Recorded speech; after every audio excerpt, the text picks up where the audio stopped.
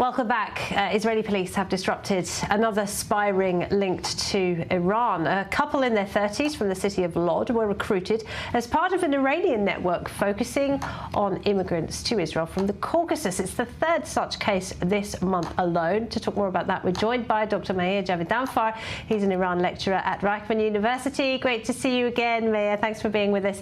So yet another spy ring disrupted. It seems to be something of a regular occurrence. Just how concerned should we be about the presence of Iranian spies in Israel? Of course we should be concerned. We are in a war right now.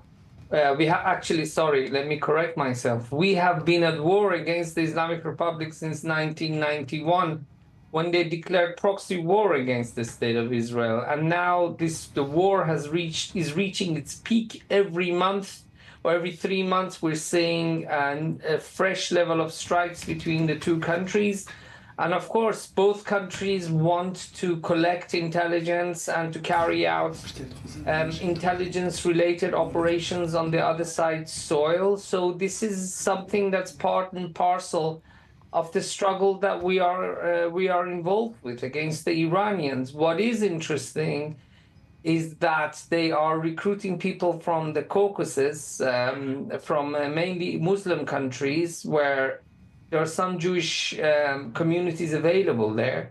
And what I have to say we have to be thankful for is that the Iranians did not get the chance to take them to Iran to train them as spies, because these were all amateurs. If they would have been taken to Iran and trained in the art of camouflage, encryption, sending encrypted messages, covering their tracks, how to drive without being spotted, or how to drive without being tailed, and such important espionage training. If they would have had it, it would have been even more difficult for Israel to catch them. But from what we know, these are amateurs who were recruited by Iran, and partly, probably, one of the reasons why they were caught is that they did not go under thorough professional training in the art of espionage.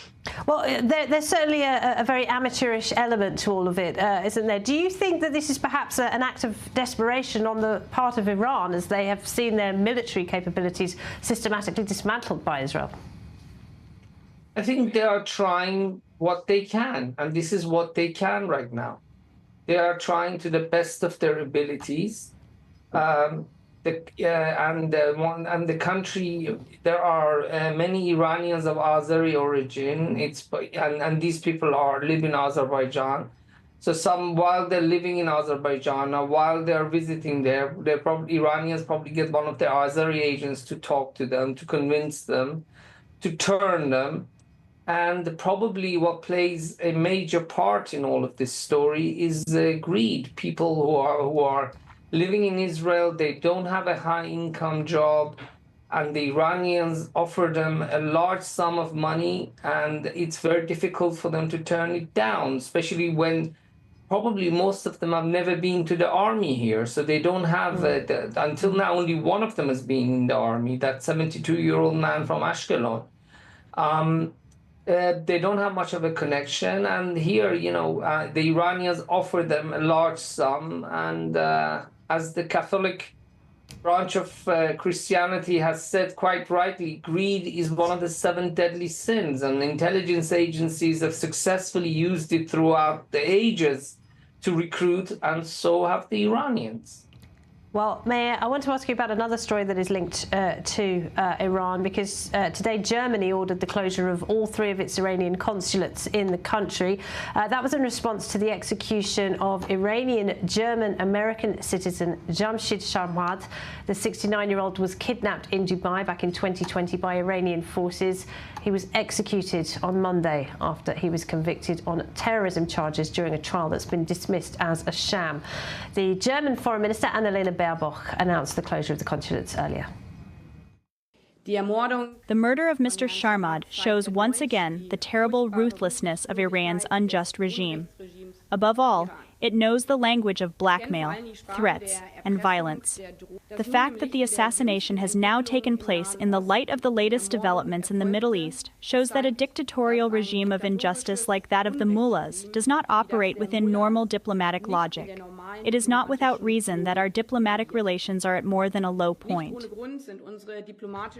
So, Mayor, the Germans taking pretty robust action against the Iranians there. Do you think that was enough? And do you think the Americans perhaps should have done more?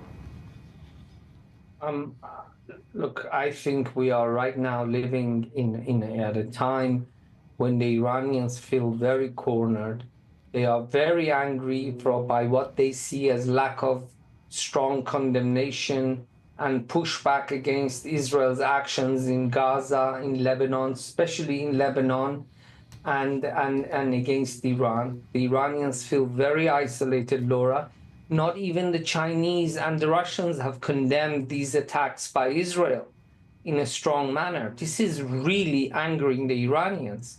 An Iranian reporter asked the spokesperson of the Iranian Foreign Ministry, why is it that America, who is the ally of Israel, has provided them with anti-aircraft system, the THAAD, but the Russians are not helping us? They're supposed to be our allies. Why is Mr. Putin, who we described in very, let's just say, unflattering term, why are we helping him every time he needs us, such as in Ukraine? So the regime is feeling insecure, it's feeling isolated.